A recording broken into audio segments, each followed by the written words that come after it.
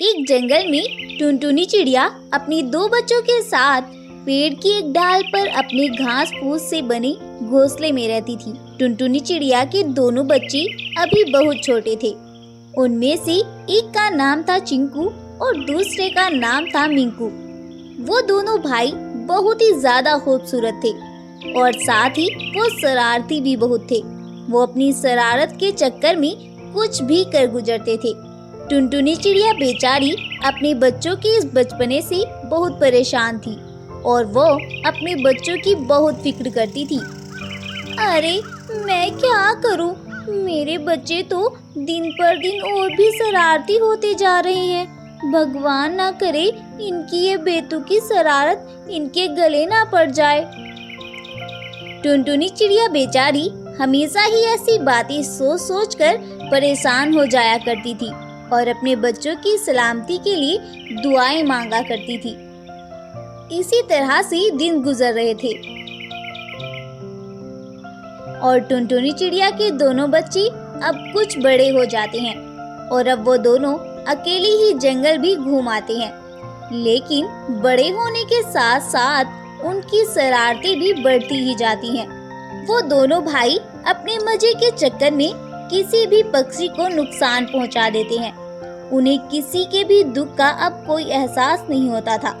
उसी जंगल में गोरी चिड़िया भी पेड़ की एक डाल पर रहा करती थी। गोरी चिड़िया ने 2 अंडे दिए हुए थे और अब उसे उनमें से बच्चे निकलने का बेसब्री से इंतजार था।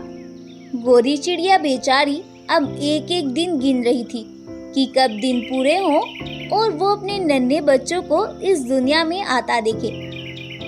एक दिन गोरी चिड़िया जंगल से कुछ खाने की तलाश में निकलती है और उधर चिंकू और मिंकू गोरी चिड़िया के घोंसले के पास से गुजरते हैं।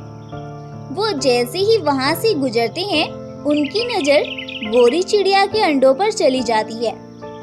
गोरी चिड़िया के अंडों को देखकर वो बोलते हैं, अरे रे भाई वो देखो गोरी चिड़िया के अंडे, चलो आज हम इन्हें फोड़ते हैं और फिर गोरी चिड़िया का रोना देखने में बहुत मजा आएगा।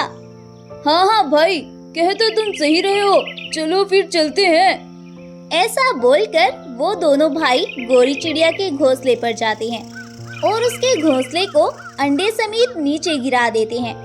इतने नीचे गिरने की वजह से गोरी चिड़िया के दोनों अंडे फूट जाते हैं और उसके दोनों बच्चे भी मर जाते हैं। ये कारनामा करके वो दोनों भाई वहाँ से भाग निकलते हैं।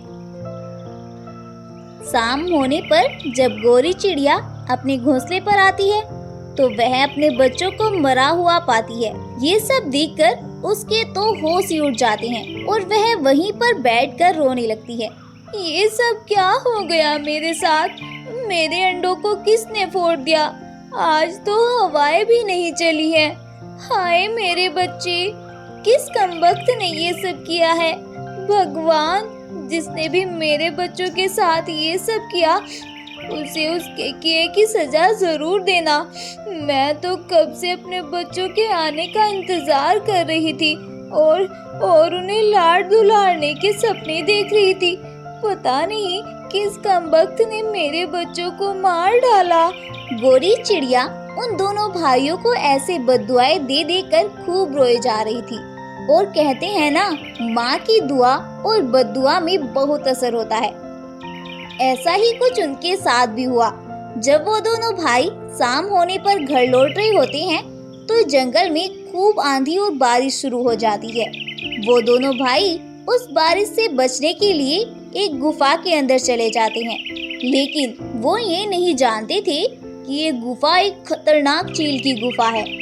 वो जैसे ही उस गुफा में आकर बैठते हैं वो चील तुरंत ही वहाँ पर आ जाता है और बोलता है, अरे वाह, आज तो मेरा भोजन पहले से ही मेरी गुफा में तैयार है, क्या बात है। उस इतनी खतरनाक चील को देखकर वो दोनों भाई डर जाते हैं और बोलते हैं, नहीं नहीं, प्लीज आप हमें मत मारना, हमारी माँ हमारा इंतजार कर रही होगी, प्लीज हमें जाने दो चील भाई। लेकिन चील कहाँ उनकी एक भी सुनने वाला था। वो तो तुरंत ही उन पर हमला कर देता है और उन दोनों भाइयों को एक ही झटके में मार डालता है। उधर टुनटुनी चिड़िया अपने बच्चों के वापस न आने पर बहुत परेशान थी। अरे, मेरे बच्चे अब तक भी वापस नहीं आए हैं और ये बारिश तो रुकने का नाम ही नहीं ले रही है। जो मैं अपने बच्चों को ढूंढने के लिए जंगल में निकलूं। कुछ देर बाद जब बारिश रुकती है तो टुनटुनी चिड़िया फौरन ही जंगल में निकलती है।